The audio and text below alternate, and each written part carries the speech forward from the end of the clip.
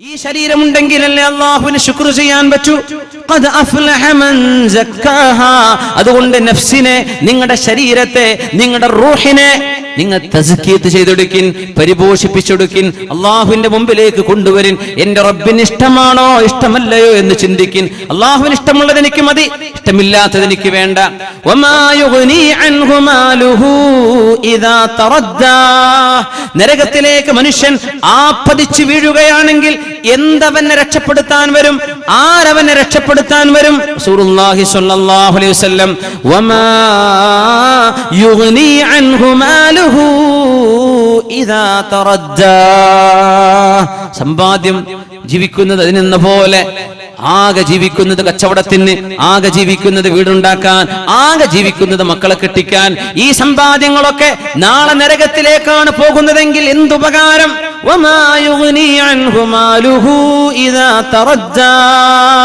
സ്വർണത്തിന്റെ ഒരു മോതിരം സ്വഹാബിന്റെ കയ്യിൽ കണ്ടപ്പോഴാണ് ആ മോതിരം വലിച്ചൂര്. സ്വർണം പുരുഷന് പാടില്ലെന്ന് റസൂലുള്ളാഹി സ്വല്ലല്ലാഹു അലൈഹി വസല്ലം പറഞ്ഞിട്ട് ആ നരകത്തിന്റെ തീക്കനൽ നീ കയ്യിൽ വെക്കുകയാണോ, നരകത്തിന്റെ തീക്കനൽ ആഭരണമായി അണിയുകയാണോ എന്ന് പുരുഷനോട്, സ്വർണം ധരിച്ച പുരുഷനോട് റസൂലുള്ളാഹി സ്വല്ലല്ലാഹു അലൈഹി വസല്ലം വലിച്ചൂരി എറിഞ്ഞു. അള്ളാഹുവിന്റെ റസൂല് പോയപ്പോ ചില ആളുകൾ പറഞ്ഞു, സ്വർണമല്ലേ അത് നിങ്ങൾക്ക് എടുത്തുകൂടെ? എനിക്കത് വേണ്ട. അള്ളാഹുവിന്റെ റസൂല് നരകത്തിലാണെന്ന് പറഞ്ഞ് എനിക്ക് വേണ്ട എന്ന് പറഞ്ഞ് ഹലാലിനെ സ്വീകരിച്ചൊരു സ്വഹാബി. പക്ഷേ നമുക്കോ പൈസ കിട്ടുന്ന വിഷയങ്ങളാണോ, എവിടെന്നോ എങ്ങനെയോ ആകട്ടെ, മത്സരിക്കണം, മറ്റുള്ളവനെ തോൽപ്പിക്കണം. അയൽപക്കക്കാരനെക്കാളും വലുതെനിക്ക്, എന്റെ സുഹൃത്തിനേക്കാളും ഷോപ്പുകൾ എനിക്ക്, അവനെക്കാളും വരുമാനം എനിക്ക്, അവനെക്കാളും സമ്പാദ്യം എനിക്ക് അവളെക്കാളും ആഭരണങ്ങൾ. ഈ മത്സരത്തോട് മത്സരം നടത്തിയിട്ട് എവിടെന്നാണ് ഈ പൈസ വരുന്നത്? ഹലാലാണോ ഹറാമാണോ? ഹലാലിൽ നിന്നാണോ ഹറാമിൽ നിന്നാണോ? ഇത് ചിന്തിക്കാതെ മനുഷ്യൻ സമ്പത്തിന് ഓടി നടക്കുമ്പോൾ അൽമാലു ഹലാലുഹു ഹിസാബുൻ വഹറാമുഹു ഹസ്റത്തുൻ വനദാമ. മഹാനായ ഹസനുൽ ബസ്രി റളിയല്ലാഹു അൻഹു, സമ്പാദ്യങ്ങളൊക്കെ ഹലാൽ സമ്പാദിച്ചാൽ നാളെ ഹിസാബിന് കാരണമാകും. വിചാരണയുടെ നീളം കൂടും. മുതലാളിയായ സ്വഹാബിയാണ് നാളെ അവസാനമായി വിചാരണ കഴിയുന്ന സ്വഹാബികളിൽ ഏറ്റവും വലിയ മുതലാളിയായിരിക്കും. ആ മുതലാളി മറ്റാരുമല്ല, അബ്ദുറഹ്മാൻ ഇബ്നു ഔഫ് റളിയല്ലാഹു അൻഹു ആണ്. ആ സ്വഹാബി സിറിയയിൽ നിന്ന് കച്ചവട സംഘങ്ങൾ മദീനത്തേക്ക് വന്ന സമയം, വെള്ളിയാഴ്ച ദിവസം റസൂലുള്ളാഹി സ്വല്ലല്ലാഹു അലൈഹി വസല്ലം മിമ്പറിൽ ഖുതുബ ഓതിക്കൊണ്ടിരിക്കുകയാണ്. ഖുതുബ ഓതുമ്പോഴാണ് വാദ്യമേളങ്ങളുമായി ആഴ്ചകളോളം മാസങ്ങളോളം എടുത്ത് യാത്ര തിരിച്ചു വരുന്ന യാത്രാ സംഘത്തെ കാണാൻ പള്ളിയിലെ കുട്ടികൾ തിരിച്ചോടി പള്ളിയിൽ നിന്ന് പാപ്പമാരെ കാണാൻ, ജ്യേഷ്ഠന്മാരെ കാണാൻ, അനിയന്മാരെ, പിതാക്കന്മാര് മക്കളെ കാണാൻ എല്ലാവരും പള്ളിയിൽ നിന്ന് ഇറങ്ങിയോടി. ഖുതുബ നടക്കുന്ന നേരത്ത് കച്ചവട സംഘം വന്നതാണ്. ഗൾഫിൽ നിന്ന് വാപ്പ വന്ന പ്രതീതി പോലുമല്ല, അതിനേക്കാളൊക്കെ വലുതല്ലേ. 40 ദിവസം എടുത്ത് തിരിച്ചുള്ള യാത്ര, അങ്ങോട്ട് 40 ദിവസം. ആ ദീർഘമായ യാത്ര കഴിഞ്ഞ് തിരിച്ചു വന്ന യാത്രാ സംഘത്തെ കാണാൻ وَإِذَا رَأَوْا تِجَارَةً أَوْ لَهْوًا انفَضُّوا إِلَيْهَا وَتَرَكُوكَ قَائِمًا قُلْ مَا عِندَ اللَّهِ خَيْرٌ مِنَ اللَّهْوِ وَمِنَ التِّجَارَةِ وَاللَّهُ خَيْرُ الرَّازِقِينَ وَإِذَا رَأَوْا تِجَارَةً أَوْ لَهْوًا انفَضُّوا إِلَيْهَا. ഒരു കച്ചവടമോ ഒരാനന്ദമോ കാണുമ്പോഴേക്കും ഖുതുബയോതുന്ന മിമ്പറിൽ നിൽക്കുന്ന നബിയെ അങ്ങയെ നോക്കുകുത്തിയാക്കി അങ്ങ് മിമ്പറിൽ നിൽക്കെ അങ്ങയെ ഉപേക്ഷിച്ച് പള്ളിയിൽ നിന്ന് പുറത്തു പോവുകയാണോ സത്യവിശ്വാസികൾ എന്ന് സൂറത്തുൽ ജുമുഅയിലെ ആയത്തിറങ്ങിയപ്പോ മഹാനായ അബ്ദുറഹ്മാൻ ഇബ്നു ഔഫ് റളിയല്ലാഹു അൻഹു ഓടി വന്നിട്ട് പറഞ്ഞു, നബിയേ, എന്റെ യാത്രാ സംഘം വന്നപ്പോഴല്ലേ പ്രശ്നമുണ്ടായത്? എന്റെ യാത്രാ സംഘം വന്നപ്പോഴല്ലേ നബിയേ അങ്ങയുടെ ഖുതുബക്ക് മോശമുണ്ടായത്?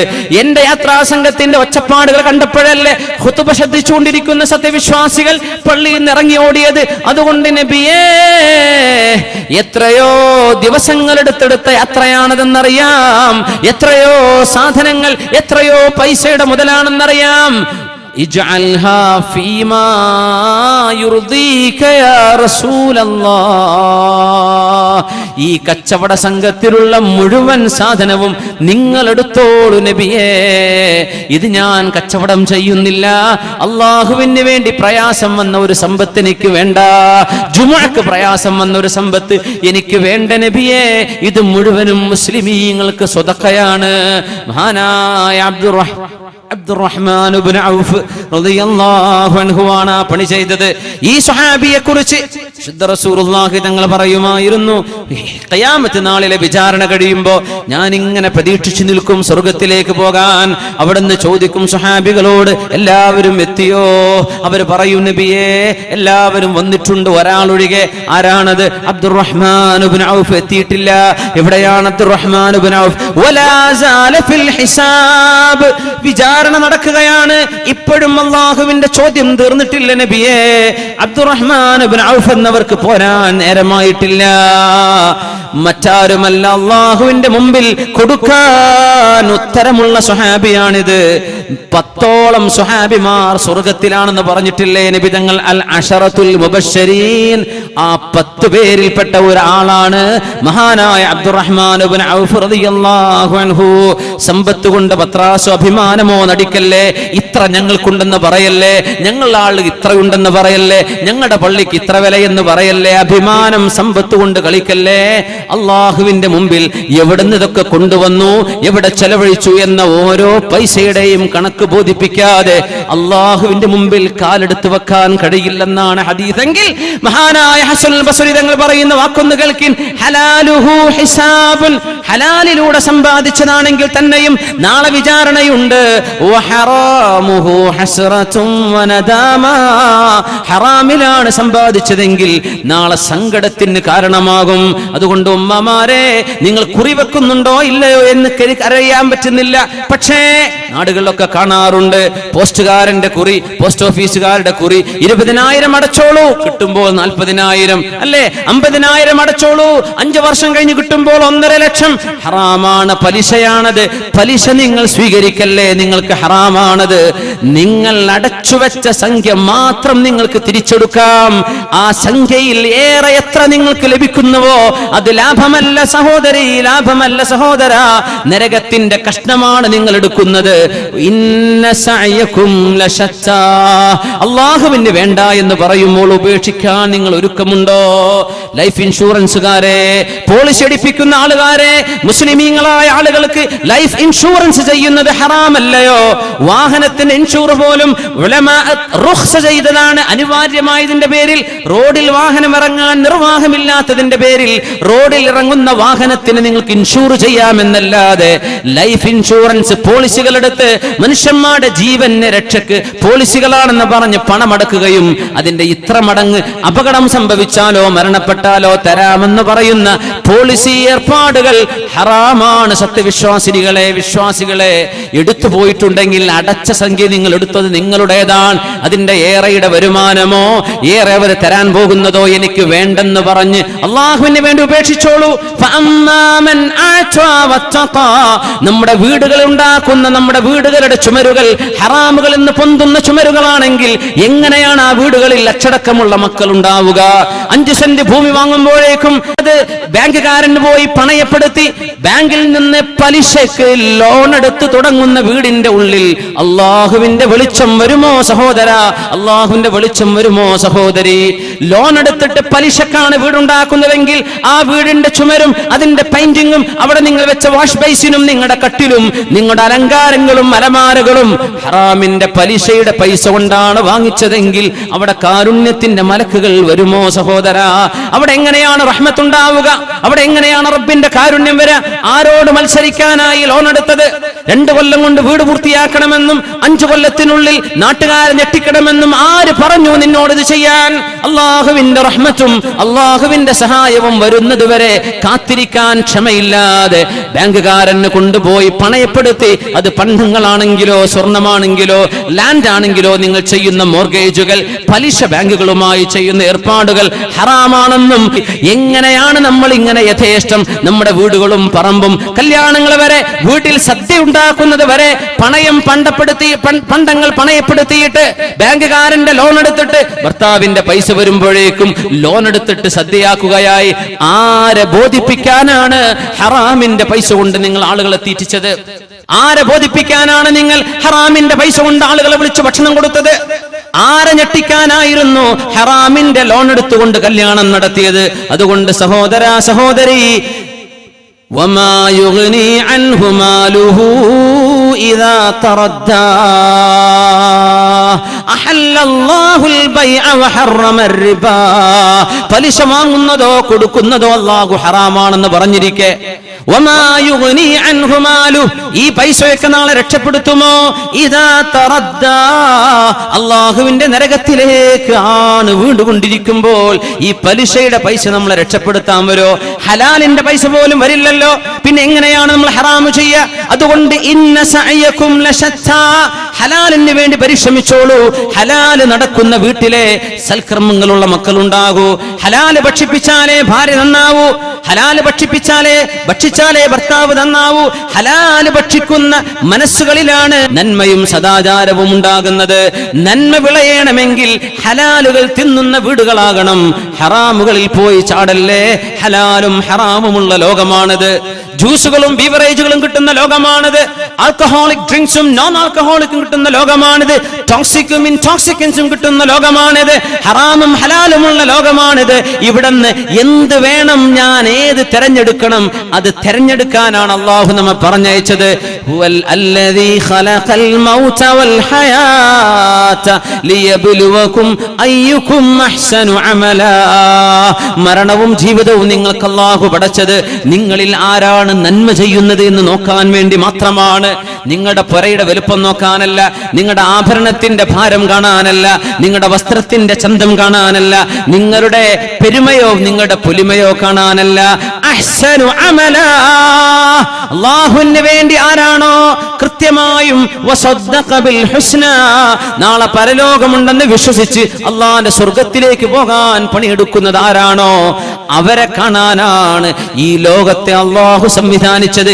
ജീവിതവും മരണവും അല്ലാഹു പടച്ചതെന്ന് പരിശുദ്ധ ഖുർആൻ സൂറത്തുൽ മുൽക്കിലൂടെ പഠിപ്പിച്ചുവല്ലോ.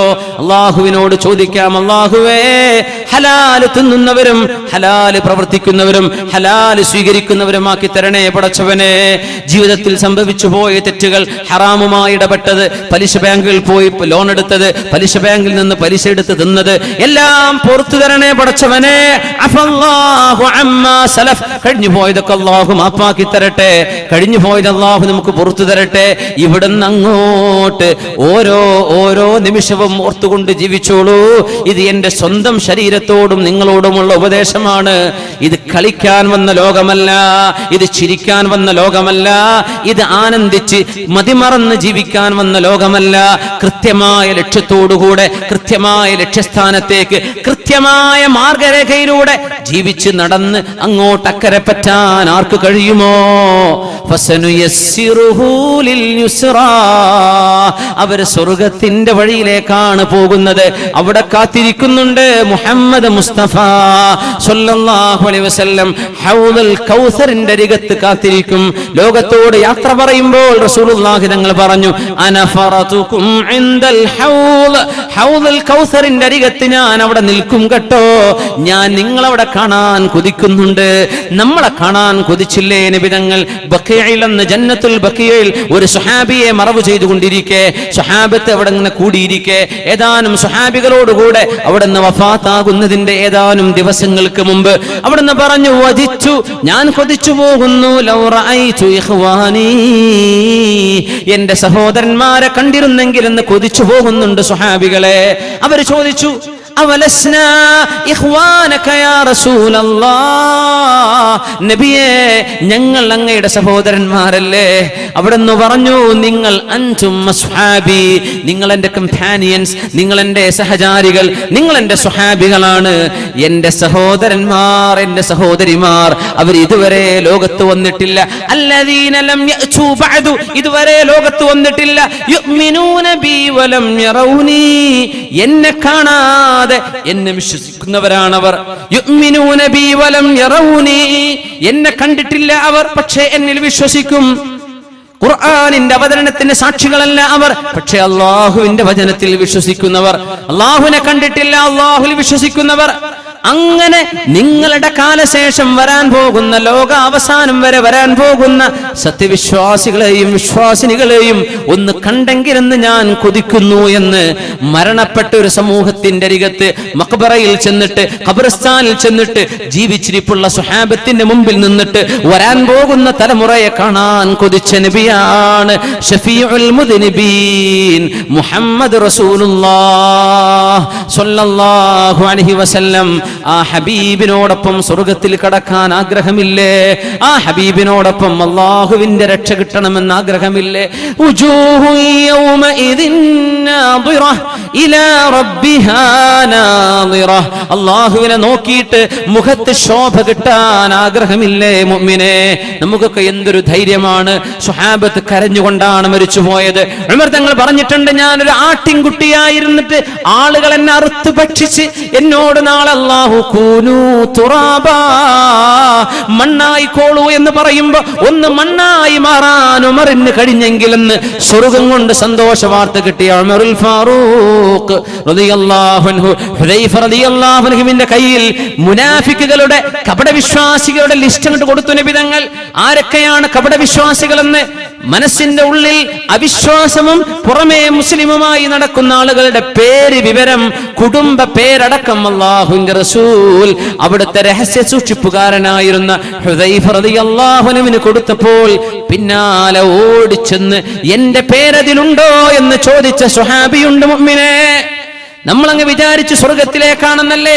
നമ്മുടെ ആളെ കൈപിടിച്ചപ്പോഴേക്കും സ്വർഗത്തിലെത്തി എന്ന് വിചാരിച്ചുവല്ലേ? നമ്മൾ വിചാരിച്ചു, നമ്മൾ ഉറപ്പിച്ചു നമ്മൾ സ്വർഗത്തിലെന്ന്. സ്വഹാബത്തിന് ധൈര്യം വന്നിട്ടില്ല, സ്വഹാബത്തിനത് പറയാൻ ധൈര്യം വന്നിട്ടില്ല. പിന്നാലെ ചെന്നിട്ട് ഉമറുൽ ഫാറൂഖ് റളിയല്ലാഹു അൻഹു ആണ് ചോദിച്ചത്, ഹുദൈഫ, അല്ലാഹുവിന്റെ റസൂലിന്റെ സ്വഹിബ് സിർരി റസൂലില്ലാ, അങ്ങയുടെ കയ്യിൽ മുനാഫിക്കുകളുടെ പേര് നബി തങ്ങൾ തന്നുവല്ലോ, ആ പേര് എനിക്കൊന്ന് പറഞ്ഞു തരുമോ എന്ന് ചോദിച്ചപ്പോ ഇല്ല ഇല്ല, മാ കുന്തു ലിഉഫ്ശിയ സിർറ റസൂലില്ലാഹ്, അല്ലാഹുവിന്റെ റസൂലിന്റെ രഹസ്യം ഞാൻ പരസ്യപ്പെടുത്തൂല. പിന്നാലെ നടന്നു ചോദിച്ചു ഉമർ റളിയല്ലാഹു അൻഹു. അവസാനം ഒരു ചോദ്യം ചോദിച്ചു, ഹുദൈഫ, ഞാനൊന്ന് ചോദിച്ചോട്ടെ, ആ പേരിൽ എവിടെയെങ്കിലും ഒരിടത്ത് ഉമർ ഇബ്നുൽ ഖത്താബ്, ഖത്താബിന്റെ മകൻ ഉമർ എന്ന പേരുണ്ടോ എന്ന് എനിക്ക് പറഞ്ഞു തരുമോ? എന്താണിത്? സ്വർഗത്തിലേക്ക് പോവുകയാണെന്ന് ഉറപ്പായിരിക്കെ, സ്വർഗത്തിലേക്ക് ഉമറേ നിങ്ങൾ, ഉമറും ഫിൽ ജന്ന, ഉമർ എന്നവരെ നിങ്ങൾ സ്വർഗത്തിലാണ് ഉറപ്പാണെന്ന് പറഞ്ഞിട്ട് പോലും എന്റെ പേര് കപടവിശ്വാസികളുടെ കൂട്ടത്തിലുണ്ടോ ഹുദൈഫ എന്ന് ചോദിച്ചു നടന്ന ഉമർ ഇബ്നുൽ ഖത്താബ് റളിയല്ലാഹു അൻഹു. നമുക്കൊക്കെ എന്തൊരു ധൈര്യമാണ്, നമ്മളൊക്കെ എന്തൊരു ധൈര്യത്തിലാണ് ജീവിക്കുന്നത്. നാളത്തെ പരലോകത്തെ കുറിച്ചുള്ള ബോധത്തിലാണോ നമ്മൾ ഉറപ്പിച്ചു സ്വർഗത്തിലാണെന്ന്, നമ്മുടെ സംഘടന സ്വർഗത്തിലാണെന്ന്, നമ്മുടെ ആളുകൾ സ്വർഗത്തിലാണെന്ന്, നമ്മുടെ ശൈഖിനെ പിടിച്ചാൽ സ്വർഗമാണെന്ന്? സ്വഹാബത്തിന് ധൈര്യം വന്നിട്ടില്ല. ഇത് അല്ലാഹുവിനോട് നമ്മൾ കൊതിക്കുകയാണ് സ്വർഗത്തിലാവട്ടെ എന്ന്. ഒരു മുസ്ലിം പോലും സ്വർഗത്തിലാണ് എന്റെ ആളെന്ന് പറയാൻ ധൈര്യപ്പെടൂല, അമ്പിയാക്കന്മാരൊഴികെ, അമ്പിയാക്കന്മാരൊഴികെ. എത്ര സൽക്കർമ്മം ചെയ്ത ആള് പോലും എന്റെ മരണം മോശമാകുമോ എന്ന് പേടിച്ചിട്ടുണ്ട്. സ്വഹാബികൾ പേടിച്ചിട്ടുണ്ട്. കർമ്മങ്ങൾ ഇത്രക്ക് ചെയ്ത ആളുകൾ. നമ്മളൊക്കെ എത്ര പേടിക്കണം, നമ്മൾ എത്ര പേടിക്കണം. വിവരക്കേട് കൊണ്ടാണ് നമ്മുടെ ധൈര്യം, വിവരക്കേട് കൊണ്ടാണ് നമ്മുടെ ധൈര്യം. ഈമാനിന്റെ കുറവ് കൊണ്ടാണ് ഈ ധൈര്യം. പരിഹരിക്കണം മുഅ്മിനെ, ഇത് പരിഹരിച്ചേ പറ്റൂ. അല്ലാഹുവിന്റെ മുമ്പിലേക്ക് വിനയത്തോടുകൂടെ നടന്നു വരിൻ, വിനയത്തോടുകൂടെ നടന്നു വരിൻ. ഇദാ തഖറബ ഇലയ്യ അബ്ദി ശിബ്റൻ തഖറബതു ഇലൈഹി ബാഅ, ഒരൽപ്പം ഒരു ചാണിന്റെ അടുത്തേക്ക് വന്ന ഒരു മുഴം ഞാൻ അങ്ങോട്ട് അടുക്കുമെന്ന് അല്ലാഹു ജല്ല ജലാലു. നിങ്ങൾ നടന്നു വന്നാൽ ഞാൻ നിങ്ങളുടെ അടുത്തേക്ക് ഓടി വരാമെന്ന് അല്ലാഹു ജല്ല ജലാലു. എല്ലാ രാവിലും പകലിലും അവന്റെ റഹ്മത്തിന്റെ മലക്കുകൾ ഇറക്കിക്കൊണ്ടിരിക്കുകയാണ്. യൻസിലു റബ്ബുനാ തബാറക വ തആല ഇല സമാഇ ദുനിയ, അല്ലാഹുവിന്റെ റഹ്മത്തിന്റെ മലക്കുകൾ ഇറങ്ങുമെന്നല്ലേ അതിന്റെ അർത്ഥം. അല്ലാഹു രാവിലും പകലിലും ചോദിക്കുക, നിങ്ങൾ മടങ്ങുന്നുണ്ടോ? ഞാൻ സ്വീകരിക്കാം. പശ്ചാത്തപിക്കുന്നുണ്ടോ? ഞാൻ തൗബ സ്വീകരിക്കാൻ ഒരുക്കമാണ്. പാപമോചനം മോചനം ചോദിക്കുന്നുണ്ടോ? ഞാൻ പുറത്തു തരാം. തെറ്റുകൾ തിരുത്തണമെന്ന് അവസരം തോന്നുന്നുണ്ടോ? ഞാൻ അവസരം തരാം. അള്ളാഹു ഇങ്ങനെ ചോദിച്ചിട്ട് പോലും അള്ളാഹുവിന്റെ മുമ്പിലേക്ക് തിരിഞ്ഞു നടക്കാൻ നമുക്ക് സാധിക്കണം. മുഅ്മിനെ, ആ മനസ്സിന് വേണ്ടി ചോദിക്കിൻ. അള്ളാഹുവിനോട് ആ മനസ്സ് തരാൻ വേണ്ടി ചോദിക്കിൻ. ആ മനസ്സ് ചോദിക്കിൻ. റബ്ബിന് ശുക്റുള്ളവരായി, നന്ദിയുള്ളവരായി ജീവിച്ചു മരിക്കാൻ അള്ളാഹു നമ്മെ സഹായിക്കുമാറാകട്ടെ. ബിസ്മില്ലാഹിർ റഹ്മാനിർ റഹീം. വല്ലൈലി ഇദാ യഗ്ശാ വന്നഹാരി ഇദാ തജല്ലാ വമാ ഖലഖൽ ദകറ വൽ ഉൻസാ ഇന്ന സഅയകും ലശത്താ ഫഅമ്മാ മൻ അഅതാ വത്തഖാ വസദ്ദഖ ബിൽ ഹുസ്നാ ഫസനുയസ്സിറുഹു ലിൽ യുസ്റാ വഅമ്മാ മൻ ബഖില വസ്തഗ്നാ വകذب بالحسنى فسنيسره للعسرى وما يغني عنه ماله إذا تردى إن علينا للهدى وإن لنا للآخرة والأولى. ഈ ലോകവും പരലോകവും അല്ലാഹുവിനെ നമ്മളാണ് ഹിദായത്തിന്റെ ഉറവിടം. അല്ലാഹു പറയുന്നു, യാ റബ്ബനാ അല്ലാഹുമ്മ ഹ്ദി ഖുലൂബനാ അല്ലാഹുമ്മ ഹ്ദി ഖുലൂബനാ അല്ലാഹുമ്മ അൽഹിംനാ മറാഷിദ ഉമൂരിനാ. അല്ലാഹുവേ ഞങ്ങൾക്ക് നന്മ തരയണമേ, ഹിദായത്ത് തരയണമേ പടച്ചവനെ. മഹാനായ സ്വഹാബിയോട് റസൂലുള്ളാഹി സ്വല്ലല്ലാഹു അലൈഹി വസല്ലം ഇന്നി ഉഹിബ്ബുക യാ മുആദ്, മുആദേ എനിക്ക് നിങ്ങളോട് ഇഷ്ടമാണ്. മുആദ് എനിക്ക് നിങ്ങളോട് സ്നേഹമാണ്. മുഅ്മിന് മുഅ്മിനിനെ സ്നേഹിക്കുന്നുണ്ട്, മുഅ്മിനത്ത് മുഅ്മിനത്തിനെ സ്നേഹിക്കുന്നുണ്ട്.